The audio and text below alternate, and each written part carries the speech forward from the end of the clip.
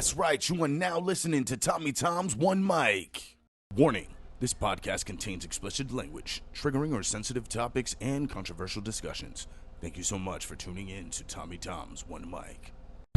I'm Dr. Jekyll and Mr. Hyde. Split personality, you know it's I. You never seen my kind, never seen a fucking sliver or a slice. I'm the butcher, choice cuts, know I'm nice. You got beef? I got waggle with a knife. Now I'm gonna be wrapping up bodies up at night. Like Ray Charles, y'all know I'm out of sight. Now I'm gonna be slaying niggas, cause you know I love the life. Yo, you gotta read between the lines. I'm only gonna be moving when I'm read through all the signs. Johnny Mnemonic, I got an upgraded mind. This is for the rebels and their revolutionary minds. Cybernetic linguistics, you know I'm on my mind. Prototype the new dimension, man, that shit is mine. Future is creation and creation is sublime. Make your own legend, only happens with time. Let's hit the mic. Hey everybody, welcome to Tommy Tom and One Mic. And today we have a special guest. Now we're at 3 members of the Horsemen. We've had Just Cause, who does my intro. We have Forever Fresh. And now we have the real Flex 45. How you doing, Flex? What's going on, my man? How's it going? Good. It's nice to, I guess, finally meet you. I can't see you, but that's fine. You as well. You need me to turn on the camera? Nah, I mean, if you're comfortable not doing face-to-face, I'm fine with that. You know, like I said, I'm just doing the audio. No, that, I mean, I didn't do my makeup today, so, you know, I don't mind. But tell, I guess, myself and the audience a little about yourself, because while I may have some familiarity with Just Cause and Forever Fresh, I've always heard about the Horsemen. So I'm getting this, like, opportunity, like, next week I'll talk to Circle Bangs. Yeah. So I get to actually meet and actually talk to all of them. So I guess give me like your Reader's Digest version of yourself real quick. Originally from Asheville, North Carolina, born and raised, moved up to New England when I was 17 and been up here ever since. Started hip hop when I was about 13, 9 years old doing stupid freestyles, but 13 taking it really serious. It wasn't until 2016 when I really started putting my music out there and doing shows and whatnot. In 2018, met the Horsemen. Well, I knew Circle Bangs for a while, since like 2012, but and Forever Fresh, I heard of him, but everything started clicking when we started getting shows together. So Circle Bangs, each one of you has mentioned him first, so I'm kind of glad that I've saved him for last in this. That is like, yeah. Well, I knew Circo, and it all kind of like led up. Very curious. Yeah, because Forever Fresh knew Circo, and Just Cause knew Circo, so we kind of all melted in together by Cirque. But no, you guys, I've gotten the history multiple times of the formation of the Horsemen. I'm interested in to know, I guess, your view of how it all came together, because I know you guys were kind of doing shows separately, but like in the same venue or whatnot. Yeah. And it was just like, hey, more time if we actually all just kind of do it together or something. It kind of formed, like you said, we were booked for the same venues, but different time slots, and us vibing together. We used to live pretty much 35 minutes away from each other, so we would all get together on the weekends and just come up with our sets and intermingle the sets to make it one big set. And there was this festival that we were trying to get on individually, and for some reason they just denied all of us. And so I know that feeling. My manager at the time, he asked me if I wanted to open up for the people that were throwing the festival, but it was a completely different venue and different show. And it popped in my mind. I was like, we can actually go out there and show these guys what they turned down. So I called Fresh and Circo. Cause was I believe he had his daughter's birthday party or something, so he couldn't make it. And but I told him, I was like, this is our chance to put our sets together and show them what they missed. So we did that and ended up getting on that festival. So ever since then, it was just like, let's just shut the shows down altogether. I like it. You know, that's gotta have that drive sometimes to just kind of make your own thing happen sometimes. You know, Yeah. It's not always going to be handed to you, and you got to take opportunities when they come upon. Yeah, definitely. You know, even those denial things, you know, doing stand-up, there's been plenty of denials in places that you know, maybe you see other people who get opportunities that you're like, why didn't I get that or something? But you can think that, or you could just be like, I'm just going to keep on doing my thing and figure it out as it comes. Right. Do you have like, I don't know, I guess favorite artists to you that maybe influence your style and how you go? Because I know each one of you has their different styles. Mm-hmm. Well, ever since I can remember, my influence, and if anybody has heard the Horsemen album, my influence is Bone Thugs and Harmony. I mean, you know, I would listen to the Run DMCs, Kumo D's, you know, Houdini, but what really captivated me was Bone Thugs and Harmony. And when I started learning all the lyrics to their songs, I'm like, okay, I can do this. So me and my boys down south got together and created a rap group. So Bone Thugs and Harmony was definitely the main reason why I started rapping. Nice. What was the name of your original group? Eternal 45. Then we realized like Eternal 45 sounds way too much like Bone, because they always use the eternal in language. So we changed that from Eternal 45 to Prisoners of War. I see, but you got that 45 still. Is there any connection with that? Is that like a little shout out or? See, when back when we were younger, what was it? It was some football game for Sega Genesis. I can't remember if it was Quarterback Club or whatnot, but me and my boys would play, and I would run this defense called the Flex Blitz, and it got them every time. So they started calling me Flex. And then when we got older, we started having like motel and hotel parties, and we always requested room 45. Right, the hotel parties. Yeah, I think that was like a popular thing for us. For us in our 30s, that was a thing, kids. All right, we didn't have to do Zoom chats to have our fun and meet up with each other. Yeah, you get a bunch of people, rent out a couple rooms, and that was it. That was it. Loved it. You said you started rapping like 13, so it was like at a teenager, you were already kind of like, you realize, all right, this is something I want to actually, that I actually have passion for.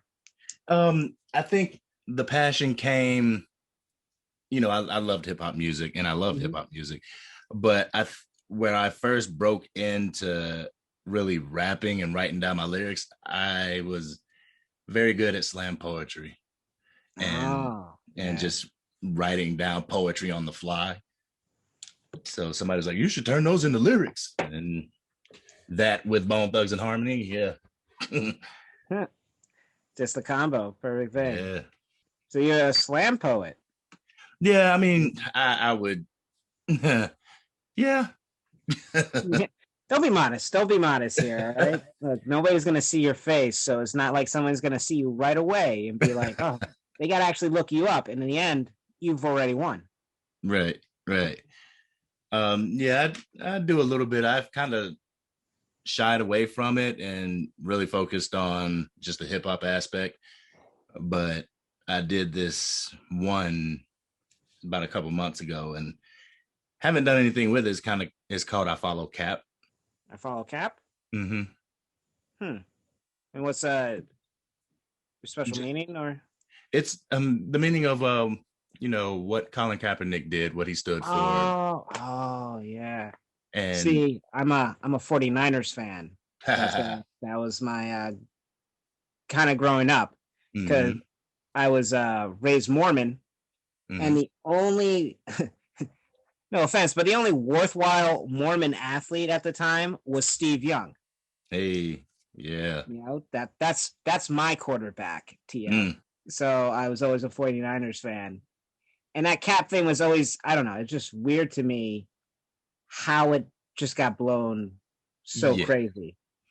Yeah, and I mean, like with everybody's talk on the internet about it when it happened and everything. I looked at that interview, it had to be like 4 or 5 times, and he did not mention color until reporters started invoking him to do it.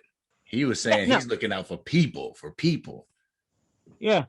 Like the whole military argument, like the NFL actually I saw it on ESPN or something where they like actually showed him talking to like military guys and all that, like him actually looking to find, all right, what's the best way for me to do this and not be disrespectful. And you hear the military guy literally say, yeah, taking a knee is actually very respectful and all that. But still, those little things, you see it all over where it's just like these little things just get twisted for some agenda or some silliness and whatnot, that it just gets crazy and almost pointless of like, why are we doing this right now? Right. And I'm sure being an artist yourself, you know, you see all this stuff and all that. And while it's somewhat depressing, I guess, you know, that's probably been a big word for a lot of people during this, you know, it's also, I don't want to say inspirational, but it's like a motivator more so. It's like that motivator. You see these things, it gets that drive that you got to get your voice out there because you realize there's not as many people with that type of voice out there. It's always the same ones. And I think that's the thing, like with comedy as well as my lane of hip hop, comedians are very unapologetically honest. You know, they kind of have to be. Oh yeah. When you get on stage, it's just you and the crowd. I think you have to, if you're not real on there, the audience can tell. And you feel it in the room. Like there was a time I used to, like when I first started, I'd write out my jokes and rehearse them over and over again. And then when I got up and I would see videos back, it'd be like, I'm like a robot, and you can tell that this is almost like scripted. It doesn't feel as natural, and that's not the kind of comedy I personally like. Right. So why am I going to do it like that? Right. But like my lane of music is just, I'm a conscious rapper, and that's kind of a endangered species nowadays. Yeah. I mean, I was a big Black Star fan, you know, Mos and Twali. You know, Common had his few hits and stuff. You know, there's certain Common songs that I was like, all right, I'd like the conscious more than just, I guess, the club bangers. Yeah. I like things that'll make you think. I can't stand. I mean, I like a good beat, but I'm the guy that will sit and listen to acapellas, you know, just to hear the different layerings and how somebody did their voice this way, as opposed to listen to a beat, or I just zone out the lyrics, because I think those are the most important thing of a song. You want to know what the story they're trying to tell is. Yeah, I want to be able to relate to my artist. And I think that's why Bone Thugs and Harmony had such an impact on me, because what they spoke, I just related to. I mean, other than the murder shit, I wouldn't be murdering nobody. All right. Yeah. I was going to try and say, it's like, you know, maybe not everything, we won't give your government name just in case anybody actually listens back to this, you know. Yeah, right. In case they're listening right now, you know, which, hey, thank you for the listen, if you are government. But no, I like that kind of mentality that you got of just like, you know, I've been like talking just in setting up this show in July that we're doing. And it's like, I've noticed like there's this different mindset with certain people. Like there's people who do comedy, and then there's people who do comedy. If you like, it's the same thing with music. There's people who rap, and and then there's people who do rapping, or you get my gist. No, I get what you're saying. I get what you're saying. I mean, it's in the hip hop genre or the field, you got MCs and you got rappers. So when a lot of the artists today are just rappers. You don't have too many masters of ceremony anymore. Oh yeah, it's how do I do it? Like sometimes when I like check out a new club or something, do an open mic, I sometimes like to ask like other comics there. I usually, or I pretty much set up the scenario of like, yeah, you know, I'm not looking to get Oprah rich or anything like that, just to like kind of start the conversation of seeing where they actually are envisioning this. Like, where's their motivation? Do you do this just because you have these amazing dreams of grandeur and that's your only focus? You want to make that money, you want to get your face on everything, or do you actually have love for it? Right. And those are the people I personally rather fuck with than the others. For real. I mean, I was actually watching some stuff, Monique and Steve Harvey, how they had the falling out, and Steve Harvey was like, this is the money game. You know, we chasing the bag. And she's like, but in chasing the bag, when do we lose our integrity? It's true. Yeah, it's definitely true. So my first goal when I started rapping, I was focused. I was like, I just want to make enough money to buy my grandmother's house so it stays in our name. After that, I'll do it for free. Yeah. Even when I went to college, my big thing was writing. I love to write. Yeah. And all that. Like, I went to college for that, but like, I quickly realized you can't do what you love just for money. Right. It's nice to get some money for it, but if that's the only focus, like I realized in writing, I was in a major called professional writing. I thought, okay, this will help me write. I thought this would grow. And what I quickly realized, it was more so kind of just setting up that me to become an editor. Just like whatever, just to go through and fix spelling errors and stuff like that, and advertisement and shit like that. And I was like, this isn't the writing I'm into and whatnot. I want the creativity. I want that freedom and stuff. Right. Definitely. Yeah. So you're from the South. Yes. Coming up you went to, where'd you move up to? Because you just said the Northeast. Well, I moved to Vermont. Vermont? Ah, you're one of the Vermont boys. Okay. Yeah. See, I was like, I knew Fresh and Cause, they're New Yorkers out. So when I saw that you were from North Carolina, I was like, oh, we got a Southern boy. So bringing that Southern style. Okay. Yep. I moved up here I moved to Vermont to get away from what was going on at the time in North Carolina. And at that point, I had lost my mother to prison, and I lost my sister to death.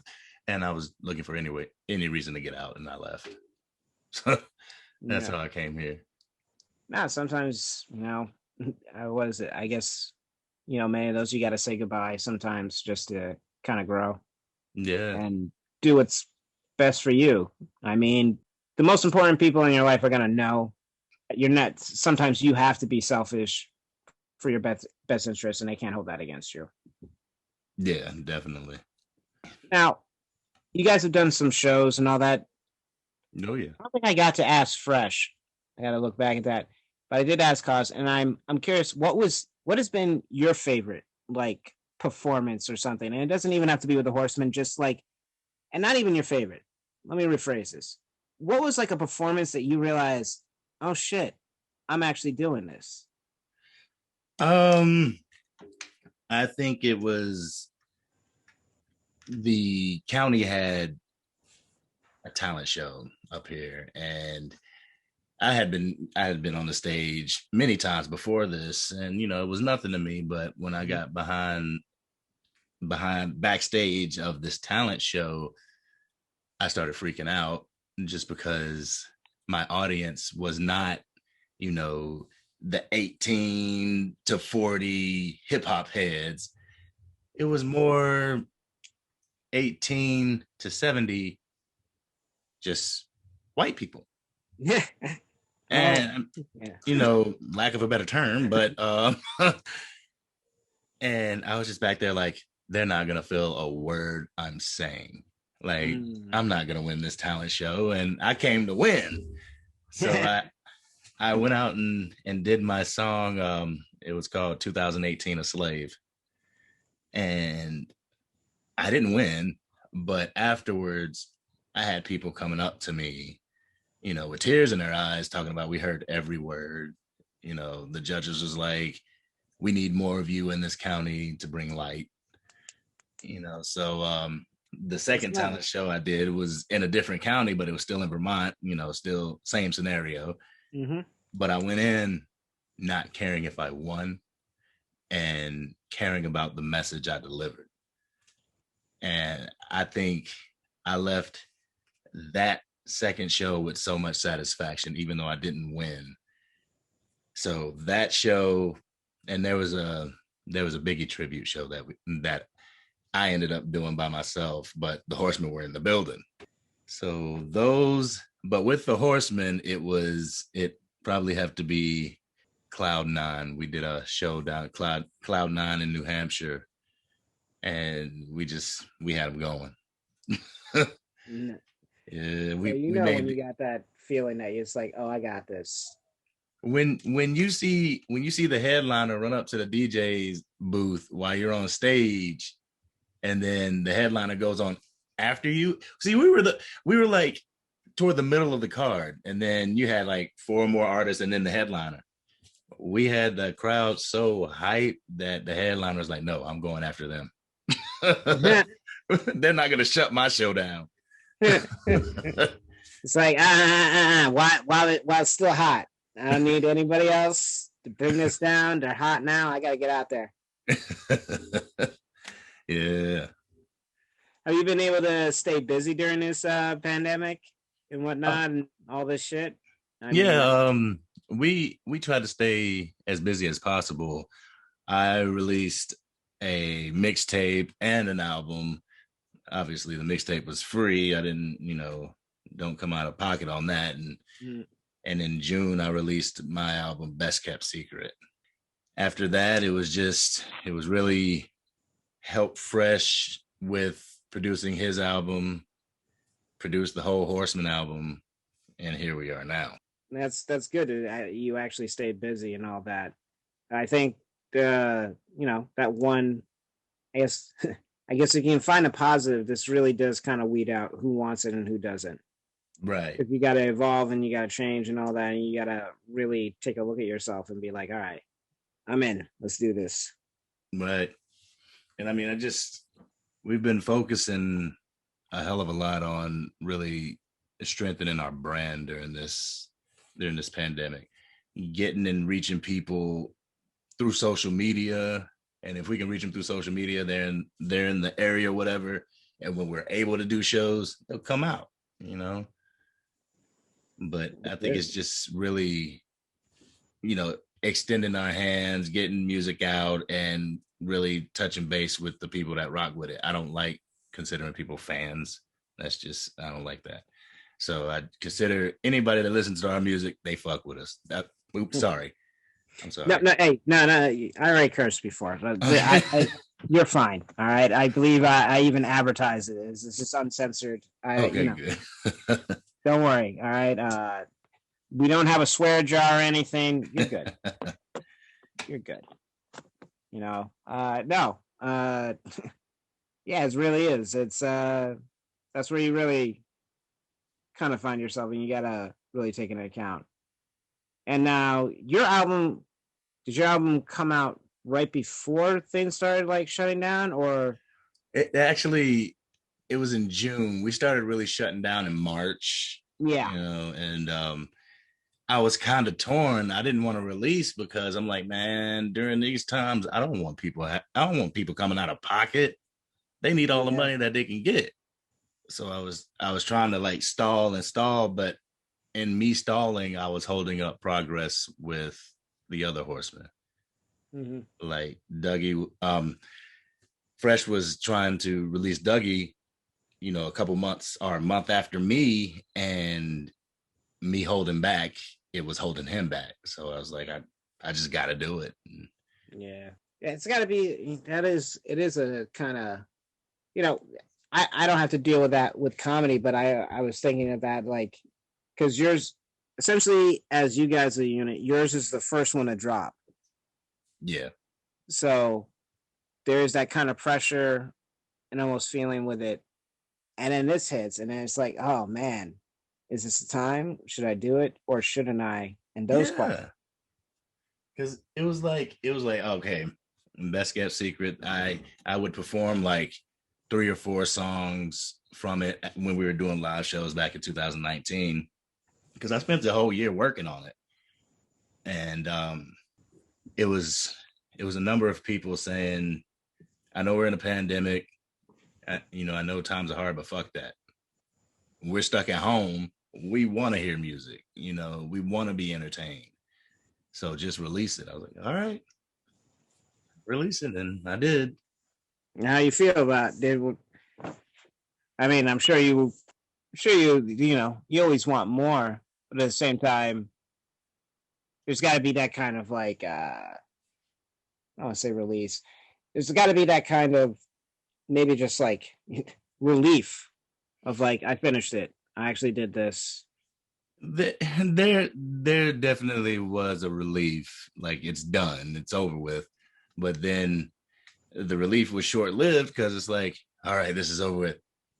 Oh, Fresh is putting out Dougie. I gotta produce. Yeah. I gotta help produce like 6 tracks on his album. No rest for the weary. Yeah, and then it was like Horsemen, 15 tracks. Oh, here we go. So right now everybody's working, but solo style, they find their own mixers, masters, producers, and stuff, and I'll produce 4 or 5 songs on their album. But for Horsemen, yeah. Your time, he didn't know time to actually enjoy the fruits of your labor sometimes.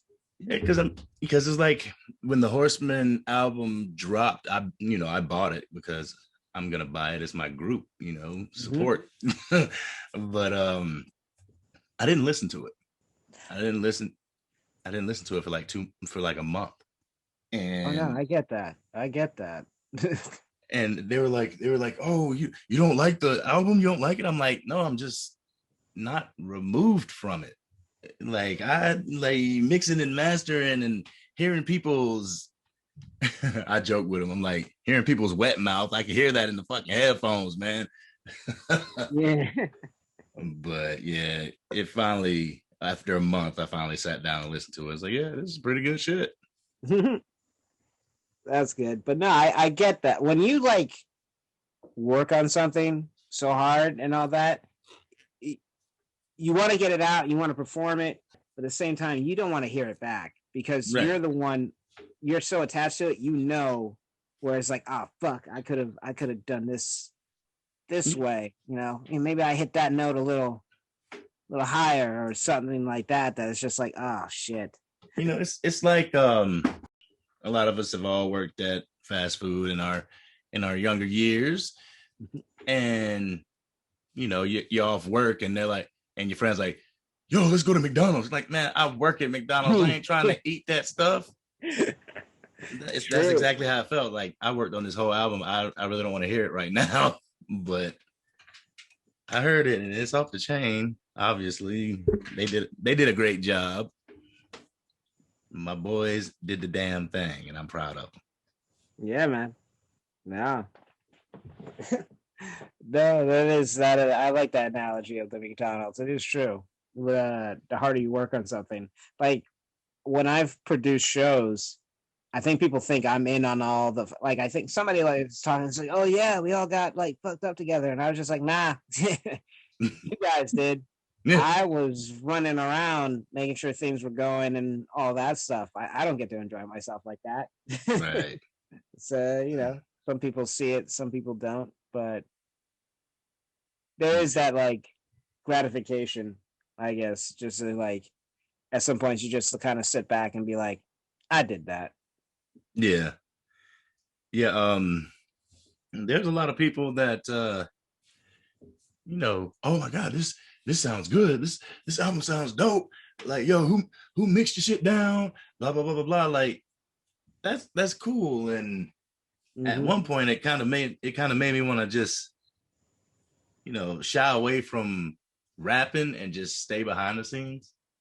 I get that. It's like when you were making something and all that, you kind of see it's like,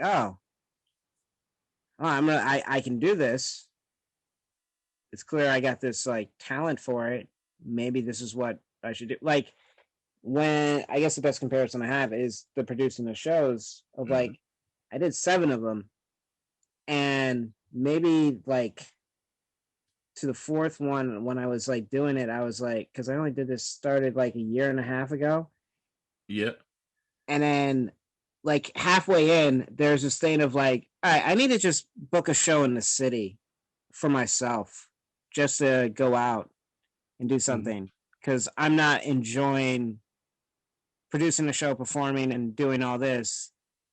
Right. I need to do something for myself a little more. That's where I think I always like tell some people, you have to be selfish, not greedy, but selfish sometimes, in that you got to like do something for yourself. Oh yeah. I think like with the producing side of it, it is doing something for yourself, because it's doing something like you said, and once it's finished, you can just sit back and kind of enjoy what you help create from a different perspective. And I think I like that recognition just the same as going on stage and hearing people scream and stuff. It's a different feeling. It's like a different I guess I could say high, in a sense, right, of just like, you get different, like, you enjoy it more. You get to feel it and all that. There's different enjoyments that you get from them both. Yeah. Unless you do it, you really can't explain it to anybody. It's that performer thing. Right. But we are reaching the halfway point, so we're gonna take a little break. When we come back, we're gonna talk with Flex about some of his family life, maybe some Southern cuisine. I assume you got some tales. I mean, my dad, Southern boy down in I think South Carolina, most of his family's from. So we have our own secret recipes. I may share some with you that you might enjoy, but we'll see. We'll be right back after this. And we're back. Tommy Tom, and I'm here with the real Flex 45. Hey. How you doing, Flex? You still with me? Oh yeah. We rolling right along. Cool. But Flex, as I teased before our little break there, Southern boy. My dad, he's a Southern boy himself. South Carolina, a lot of family down south. Yeah. And in my house, my dad did the cooking. My mom, she's Colombian, but she set the kitchen on fire making spaghetti one time. So it's safe to say that more often than not, Papa Dukes was the one cooking it up. And we had our own little special recipes and all that and stuff. I'm curious if you have any Southern. What's your favorite Southern food? That's funny, because I am real. Some people say I'm picky. I think I'm simple. I'm not into really the traditional, like a Southern boy would love hot sauce. I can't stand it. Like, here, chitlins. No.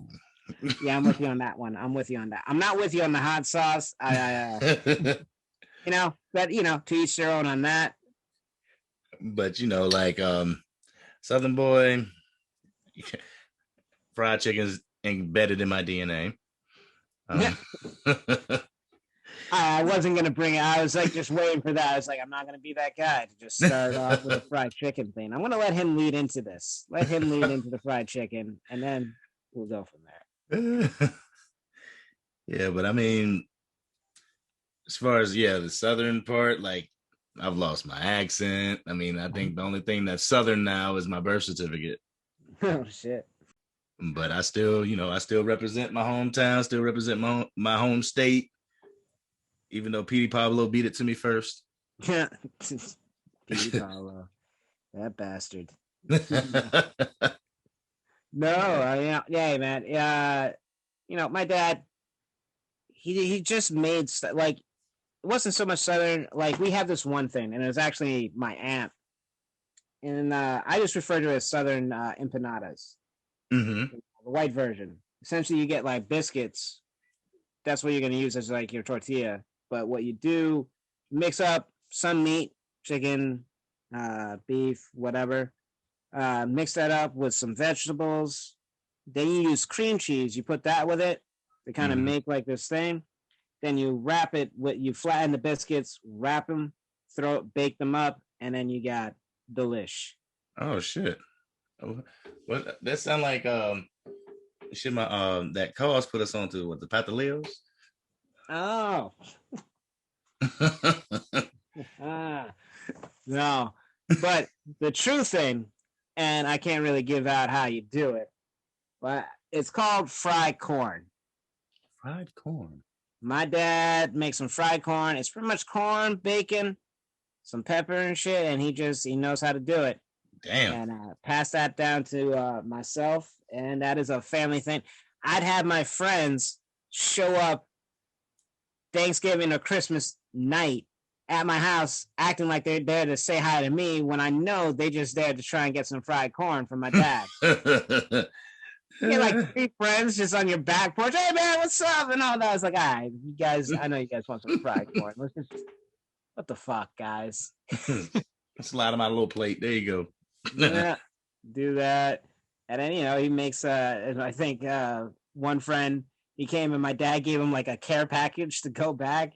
Gave him like a little container of fried corn, and then he gave him some bread pudding and shit like that. I was like, people are, I hate it when girls are like, and when I say, oh yeah, I'll cook and all that, and they're like, oh, you're gonna cook? It's like, yeah, I can do more than a fucking burger and a grill. I don't need a grill and all that. To be honest, when I said I had to turn off, when we started this, and I had to turn off my oven, I just made chocolate chip cookies. I'm not gonna lie to you. Hey, ain't nothing wrong with chocolate chip cookies. You gotta bake, have some fun. Talking about a man going to the mall and spending $30 on chocolate chip cookies. Nah, I'm gonna make them. I'm gonna make them. That's just how I was raised. It's just that style. Other than that, wasn't like a lot of southern things that came up, but I just like, whenever he cooked or something, it's like, this is different. This isn't like, there's nobody else up here cooking like this. Right. And he's got his like grandma's old cookbook and stuff with like certain things to make. Like, I know one thing my grandmother used to make. She used to call it chili con carne. Boy, make you want to slap your mama. No, I think what was it? It's like my dad's family. He didn't really. Most of his family's down south, but he grew up here in New York mostly. But they were still just they're wild country boys.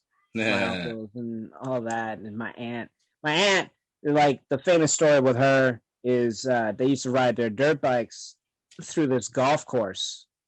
And I guess the security came after them a bunch of times, never got them. And his youngest sister was complaining, "Oh, take me." So they took her, and she's like, "You guys are going too fast. You're going too fast." So they stop, and then she's like, they just left her there. Damn. And then they see the security coming and all that. So they go into the woods, and they're freaking out. They're hiding. And then their sister just kind of walks up on them and like, what happened? And she's like, I told them my mommy told me not to talk to strangers. She just not gonna play them games. No, that transplant. I mean, technically, I was born in Montana, but I have no real ties to it or anything like that. But Right. just being adopted, I'm adopted, so you get like different feels and all that. Yeah, Right. I think certain people will assume something. I didn't necessarily assume you knew everything about the South and all that. I knew about the fried chicken. I'm not gonna lie about that. I knew about it. But, I mean, if you said no to that, then I would just call bullshit on everything. Stop. Yeah, one of my white friends, we always poke fun at each other, and one year he brought over a birthday present, and he's like, open the box. So I opened it. It was fried chicken, grape soda, and he gave me a little watermelon. Like, thanks, bro. I appreciate that. You knew exactly what I wanted. How'd you know? Yeah, right. Well, no, I grew up in a pretty white neighborhood, so you have those. I was a token black friend, so it's a joke. We're only friends with you because you're not racist. And it's like, now I get to joke about it on stage and be like, you guys realize that is the most racist fucking thing you could say to somebody. Yeah. Get them, light them up. Just having fun. Notice they don't really talk as much as they used to since I started making this a career. It's a little less, a little less ball busting towards Tom. I don't know why, They don't want to be the butt of the joke on the stage. Just with this year in performing, I think. Also, you asked me before what was a pretty much a major performance that we did, and I kind of glossed over, and I shouldn't have, the Black Lives Matter mural painting that we did. Yes, I saw that. Yeah, the town did the painting, but they asked for us to entertain, and we were that thin line between mob violence and just getting along. Like, it seems like the music just everybody was arguing, everybody had their different ideologies and opinions, but the music is universal. The music made them stop the arguing and look at us. So I think that as a group, that impacted, that was the most impactful stage that we've been on, I think. No, that I can't even imagine what kind of feeling that is. I mean, it's not even like a comparison. It's like the best I could do is be like, you're there and the crowd's just silent and all that, and then you just feel that instance. You just turn them and you get them to come along with you on that. But it's like 100 times more thing when it's just like that type of setting. I mean, and I kind of sympathize for you, man, because you don't have a beat. You know what I'm saying? You don't have a beat to, like, because some people just come to listen to the beat when they go to a show. They don't care about the lyrics. They're on every word you say. Oh yeah, there's no hiding. There's no hiding and all that. If you fuck up a joke, you just gotta kind of roll with it and go. Yeah. I've told the story before, the worst fuck up joke I did. And I'll paraphrase for those that have heard it before, but I'll give you like the basis. I went to an open mic. They're like, oh, you get 2 minutes. And I was like, fuck, 2 minutes. I'm more of a storytelling comic and all that. I'm like, whatever. I'm always like game, and I just use it as a thing to just work out this quick premise that I've been working on. Yeah. The premise essentially is that now that I'm in my 30s, I feel like I should probably get into a real relationship because I've never been in one. And unfortunately, I find that women my age are now with guys either near in their 50s or just now growing pubic hair. It's a little bit of a kick in the dick for me and all that. And then the line's supposed to go, it's like, and what am I supposed to do? Like, like, am I supposed to think, oh yeah, it's all right. Somewhere out there's some little girl sipping her like sippy cup and eating her Dunkaroos, and in like the future she's gonna be mine or some shit like that. Just like kind of like highlight that pervy nature of like the 50-year-olds with like the 20-year-olds and shit like that. But I fucked up the joke, and instead of saying like in the future, I was like, what, in 5 years she's supposed to be, and I'd be like, oh yeah, she's all mine. And I realized what I had done, that I just made a pedophile joke. Oh. But I had to just keep going. And sure enough, it was a female comic that came on after me. And the first thing she says is like, hey, Tommy, I think I know why you're alone. Because you're a fucking creep. And I had to eat that. I hate it. And I was like, yeah, I get that. Yeah. Yeah, I fucked that joke up. And I've noticed that, like, with a lot of people, that's their hesitation. I know plenty of people I think are funnier than me. But there's that fear of the bomb. Some people, when, you know, they bomb in front of an audience, that's it. They're done. Yeah. Like, oh, I don't like this feeling. And I've kind of just reached this point of like, if I could bring on the bomb, I need to improve anyway. I need to get better. I need to, you know, I'm never good enough. You know, we were talking, like, when you were talking about listening to the Horsemen's album, I've like recently been going through some old videos, like on my YouTube and all that, like 2-3 years old. And I just like, I cringe as I watch them. I'm just like, oh God. I was like, oh, you fucking mook. What are you doing? No, that there's probably the only one that like, I'm thoroughly proud of was on my 30th birthday. Cause that one, it was like, I was like, all right, I'm heading on all cylinders for this one. But at the same time, I'm just like, oh, but nope, that part. Okay, I've changed that a lot.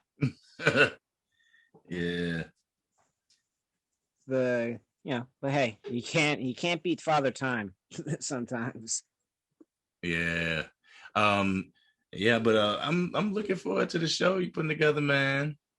Oh man, yeah, I'm excited to have you guys there. It's funny, Wayne, the guy that reached out to you guys. Yeah. I think I reached out maybe over a year ago. Yeah, actually over a year ago. Him and his partner Anthony, they were going to be doing a show at the bar, pretty much in the local area where I live. And like I said, I had been producing shows, and I was just like looking for other things to do, so that my focus wasn't only on that. Reached out. I did one of his shows, and I was going to do another one until COVID hit. And he's done a couple of mine, and that's where he was. He met Fresh and Cause. Oh, word. From one of those, which is essentially a lot of the reasons why I do the shows and all that. Like, I think people think I like fucking bank a ton of money from those. I'm like, it's a 50-50 chance here. Right. 50-50 how this is going to work. So I don't do them focus so much on the money. It's more so, all right, let's just do this. I can set up the networking with people and all that. I don't care if I lose money from it and all that. You know, and most of the comics I know, they have, the ones I at least try and book for this, they're of the same mindset. A lot of them, like me, they just want to do something. They just want to perform and shit like that. And whole thing came together. We had been talking about trying to do something together and all that. Wayne reached out to me. He was like, hey, I've been talking to the Horseman. Like, let me tell you, you made that fat white boy so happy for accepting him for doing the show, whichever guy. He's just like, yeah, man, I don't know what it is. People just like to fuck with the fat guy. I love it. So happy he enjoyed that you guys on and whatnot. Yeah, we got a couple comics from Jersey.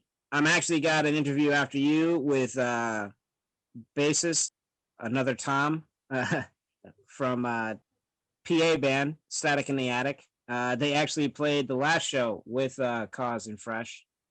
Oh, cool.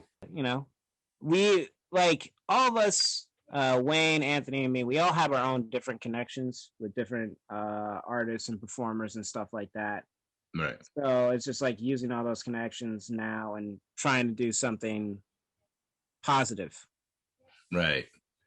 That's the main thing that we want to do, just bring some positivity, bring a message, let people think.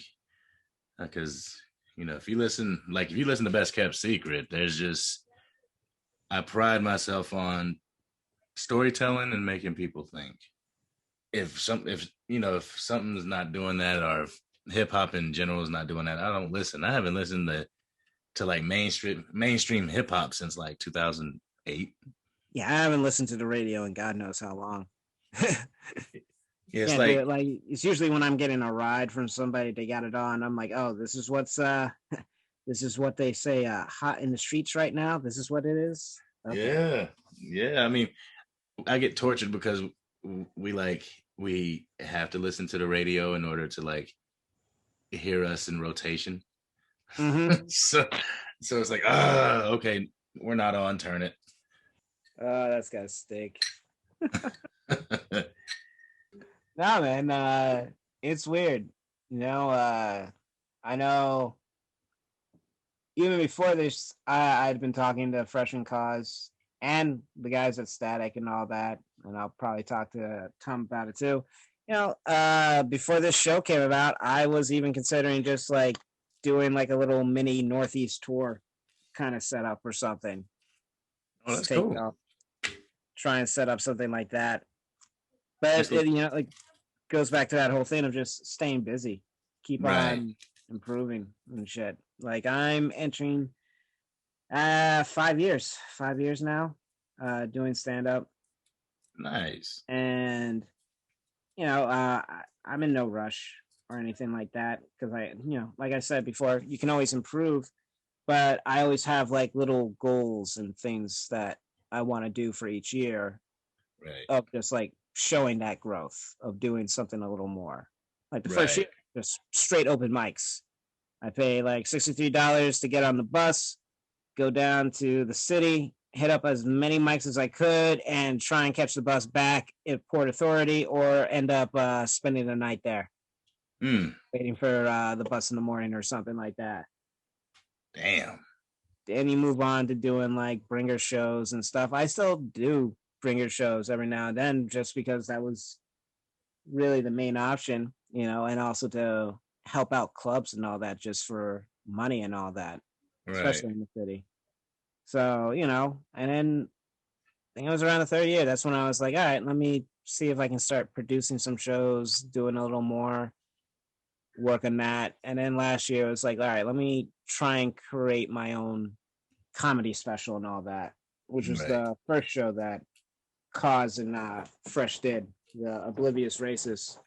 And that I'm just taking why I've been going through all my old footage is I want to show a kind of compilation of this one set. I pretty much kind of like have highlighted as family and race and just my experiences with that, but all my jokes involving that and just kind of build something with that.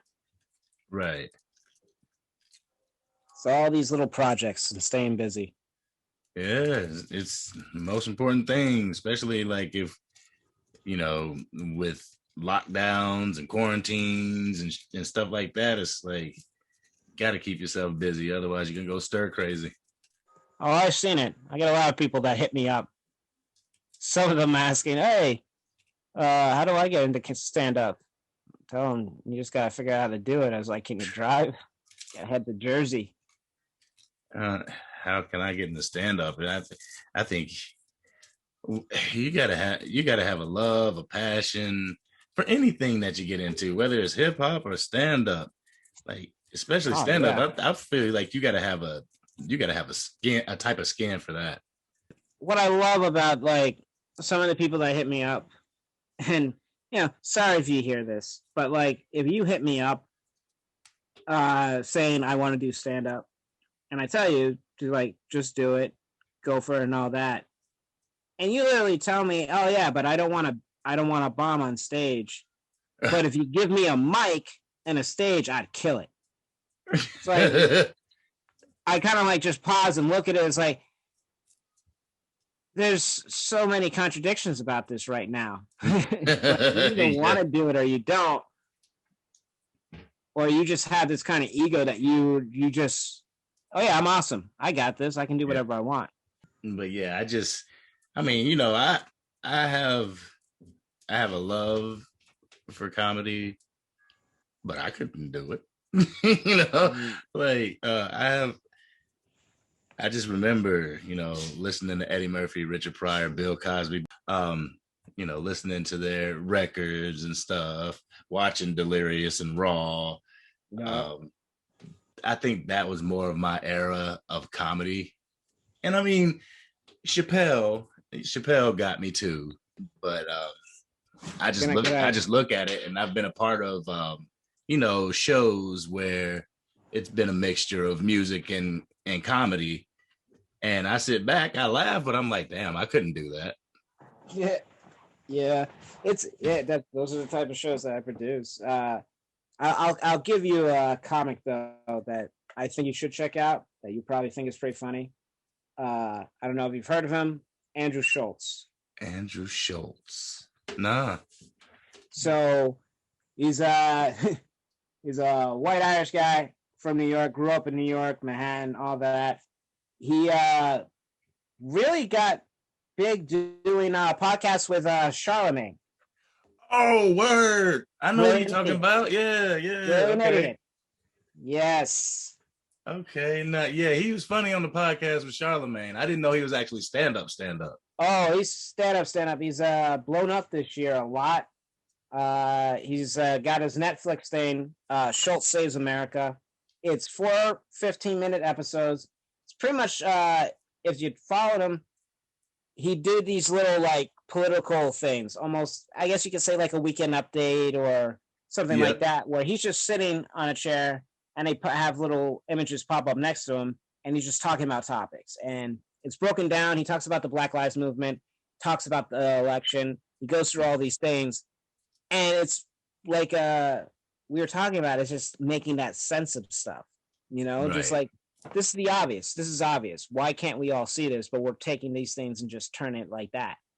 Right. And he doesn't take like a political side or anything like that. He's just like, he gives this to everybody.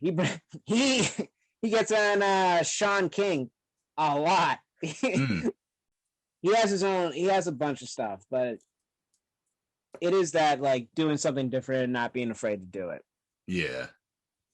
You gotta do that with everything. Yeah, I mean, definitely I go out, like there's shows where I'll drop a knowledgeable song, but like before I do it, I'm like, well, are they gonna feel this? Is this the Nas? Is this the Nas Escobar group, or is this the Little Nas group?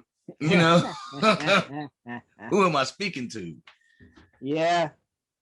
But you never know unless you actually try. And right. Hey, you learned that yourself just from those talent shows and all that. Right. And as a matter of fact, the deadline for the same talent show, but this year, is in 10 days. So I'm thinking of getting back out there. I think you should. Any opportunity. You can't stop. You know, right. Sometimes it's a drag. It can be a pain, but if you really want, you know, it's that drive. If you're not moving, other people will. Right. So Flex, I think I've kept you long enough. Yeah, I've kept you long enough. Let you get to your day, have some fun and all that. I know getting off the work and all that shit. But no. I'm going back to beats.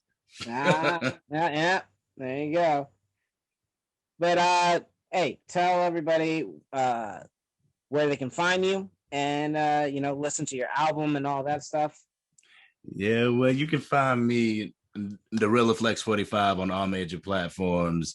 Best Kept Secret came out. That's the most recent project. You can find Darealaflex 45 on Instagram, Spotify, Facebook, YouTube, all those good things. Dope. And guys, as always, Tommy, you clearly, if you're listening to this, you've already found me. But if you'd like to get a little more intimate and talk to me, you can hit me up on Twitter at TheTommyTom88 on Twitter, or Tommy Tom P88 on Instagram. Flex, been a pleasure. You know, Man, thank you. you know, Thank you for having me, I realized Tom. hey man, no problem. Thank you for giving this schmuck another guest for his podcast, his growing podcast. Of course, I man. do appreciate it. And, you know, I see this list of things that I've written down from our conversation. There's more things I'd love to talk to you about. Maybe we'll set up another time, chat again. But yeah, I'm with it. Yeah, dope, man. But guys, thank you, and I will catch you all next time. I'm Dr. Jekyll and Mr. Hyde. Split personality, you know it's I. You never see my kind, never seen a sliver or a slice. I'm the butcher, choice cuts, know I'm nice. You got beef? I got waggle with a knife. Now I'm gonna be wrapping up bodies up at night. Like Ray Charles, y'all know I'm out of sight. Now I'm gonna be slaying niggas, cause you know I love the life. Yo, you gotta read between the lines. I'm only gonna be moving when I'm read through all the signs. Johnny Mnemonic, I got an upgraded mind. This is for the rebels and their revolutionary minds. Cybernetic linguistics, you know I'm on my mind. Prototype the new dimension, man, that shit is mine. Future is creation and creation is sublime. Make your own legend, only happens with time.